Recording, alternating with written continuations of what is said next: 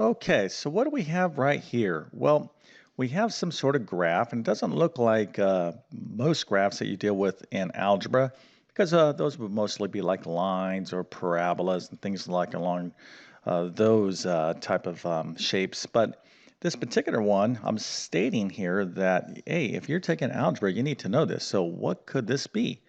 Well, let's just kind of study the graph, take a step back, and I actually just said a word in there that was a clue. So what word did I say? Well, I said take a step back, and I'm using that word step as a hint about what we're talking about here. So this graph kind of looks like it's like steps, if you will, and in fact, we call this a step function. And it's a special type of function that you need to be familiar with if you're taking algebra or beyond. Now, it's not that difficult, but it is a little bit unusual.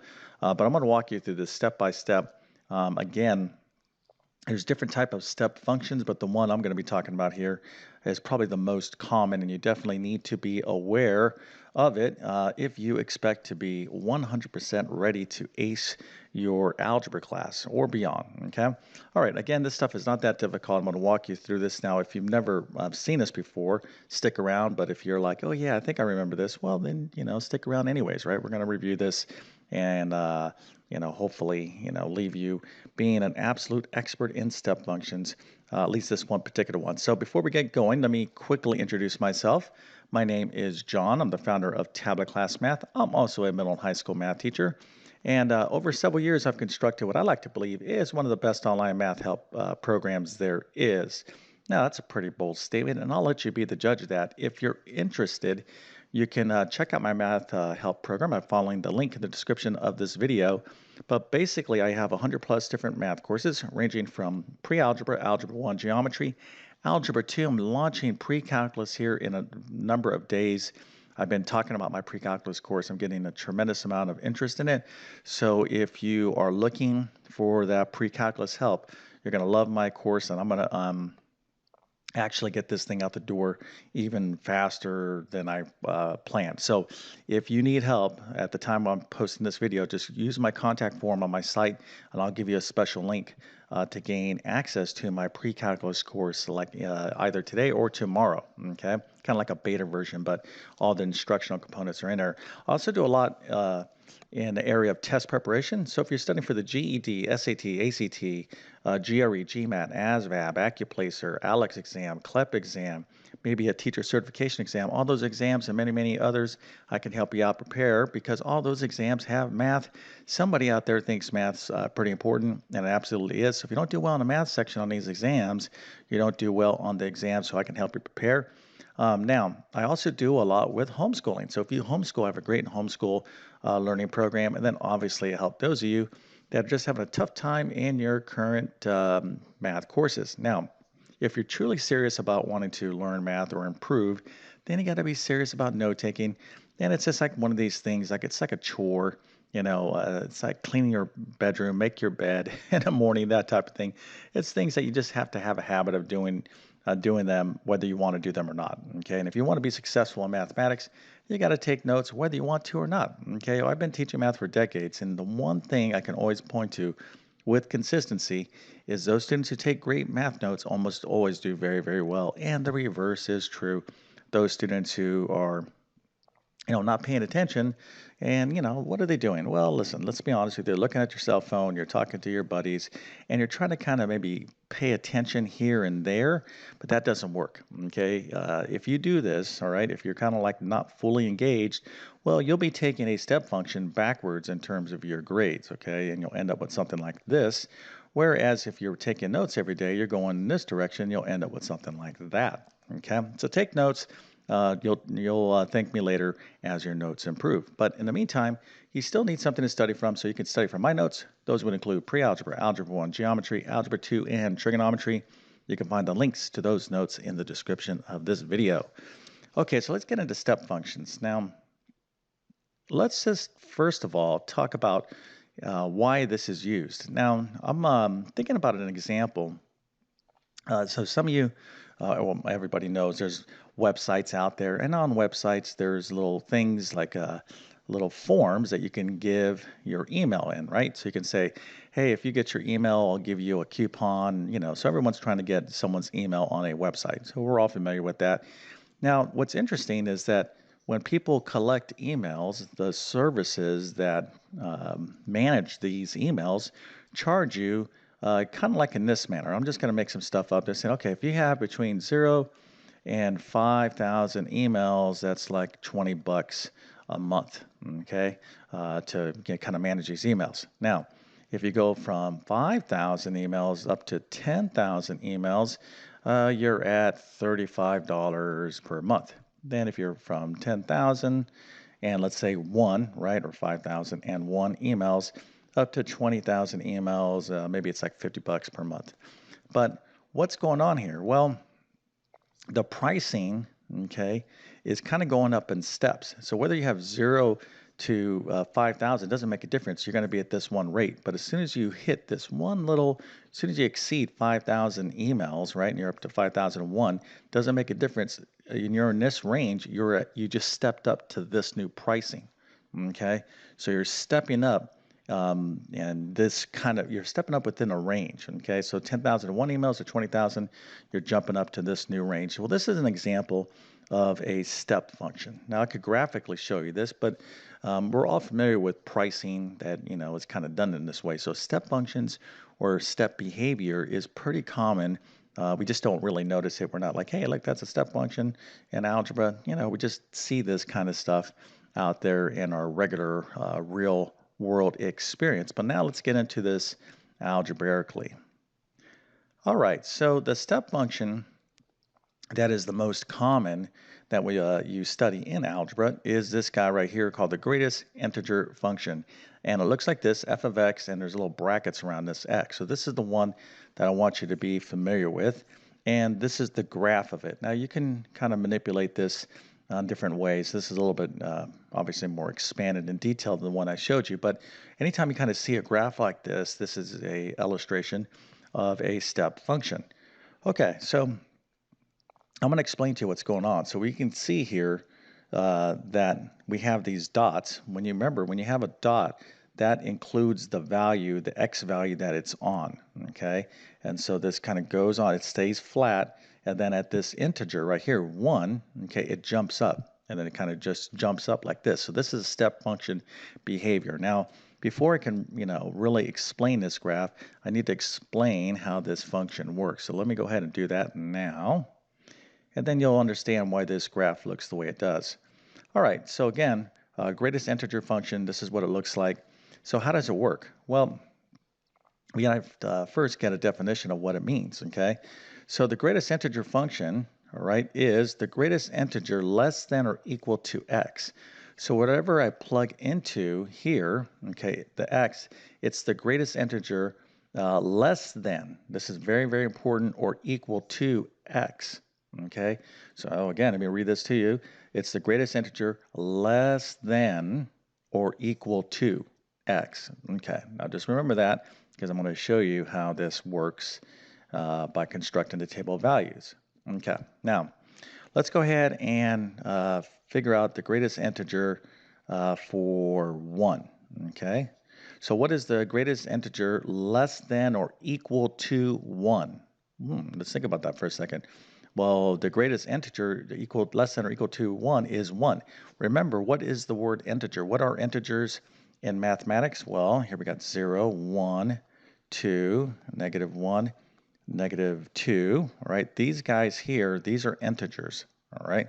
And of course, they continue on, but just as a refresher with the word integer, what it means that these are integers, okay? All right, so just to be crystal clear about that, I knew everyone out there knew what an integer is, but listen, let's go ahead and continue on. All right, so the greatest integer less than or equal to 1, well, it's 1. So when x is 1, y is 1. Remember the result of doing this, okay, is y, right? F of x is equal to y. Basically, when you plug a number into a function, this is the x component, and then what you get out is the y component, and together, those at x and y is a point that we can plot. Okay? All right, so by the way, too, if you're lost on functions or you need a little more help with domain and range of functions or anything, I have tons of videos in my pre-algebra algebra playlist on my channel. Yeah, you can kind of review some of this. Okay, now hopefully that makes sense. Now let's find f of 1.2. Okay, so we're going to find the greatest integer function for 1.2. So what does that mean?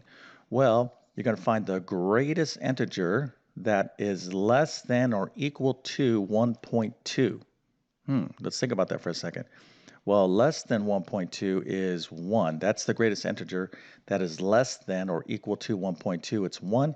So when x is 1.2, our output is still 1. Okay, so as long as you understand that, then the rest of this chart will make sense. So if I plug in a 1.5 here, okay, what's the greatest integer less than or equal to 1.5? It's still 1. 1.7, it's still 1. 1.9, it's still 1. What's the greatest integer less than or equal to 1.9? It's 1. Now, where does this change? Well, as soon as I go to 2, it jumps. Okay, so what's the greatest integer less than or equal to 2? So effectively, what I'm going to be doing is this. All right, so f of 2, what is the greatest integer that's less than or equal to 2? It's 2. Okay, how about 2.3? All right, 2.3 less than or equal to 2.3, it now is 2. Okay, so as you plot all these points, all right, graphically, what that's going to look like, it's going to look like this. Okay, so let's just focus in on these points that we just plotted here. And let's, now, of course, the entire graph will look like so. All right, let me go back up here. Okay, so this continues on and on and on. It just spans the entire XY axis. But we're just going to focus on a segment of this graph just so you can see the pattern and why this is a step function. Okay, so let's go ahead. So when x is 1, so this is where x is 1 right there. Y is 1. So there's y. So this is our point right there. Now, we're going to fill in that circle. Okay, so if you're ever graphed inequalities and whatnot, we're going to fill that circle in, meaning that this is a solution to this function. Okay, this point is on our little graph here. Okay, what about 1.2? So here's when x is 1.2. Well, what's y? Well, it's still 1.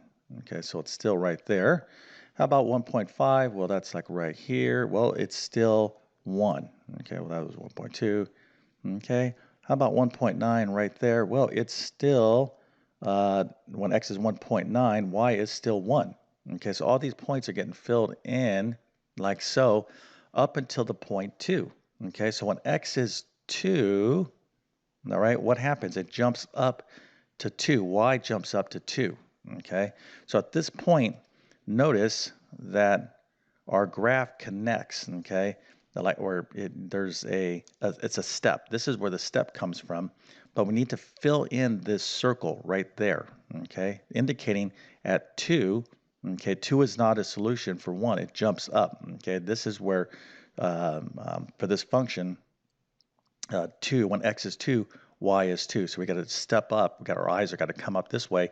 And then the same pattern continues. When x is 2.3, y is still 2, etc., etc. And this is the step behavior. Okay, and this will continue on, this way and this way. All right, so this is the greatest integer function, which is a step function, which is a special type of function. There are other functions out there, special functions, things like recursive functions, piecewise functions, etc., etc. But if you understood this, then I must give you a awesome 1984 super duper tons of hairspray Mohawk, an A plus and a 100%. And I'm going to actually give you 4 stars, as most students forgot this or probably learned it but don't really remember it. But that's very, very good. Okay, if you say, oh yeah, I got step functions, I remember that, and you're like, yeah, I don't really need this video, but you feel better about yourself because you did earn yourself a nice little A plus and a pretty cool Mohawk from 1984. Maybe 84 to 86, somewhere in there. We were pretty crazy with the hairspray back in the 80s. We thought we looked cool, but now looking back, you'll see one day if you're 30, 40, 50 years from now, you'll look back at your younger days, you'll be like, boy, what was I thinking in terms of fashion? But anyways, listen, the bottom line is this: in algebra, there are these little tiny things that come up like this that, most people kind of forget about, or like, yeah, I don't even know. I took algebra and I even did good. All right, I got like an A in algebra, but I don't even know what you're talking about. Well, you probably were able to get an A because this is not a widely, you know, um, focused on topic, step functions in and of themselves, but functions are very important. And as you continue to study mathematics, you'll run into step functions, especially things like computer science, etc. I don't want to give the whole thing away, but you understand. Okay, so, but if you understand everything I talked about today, then very good. You got definitely an excellent grasp on step functions and the greatest integer function specifically.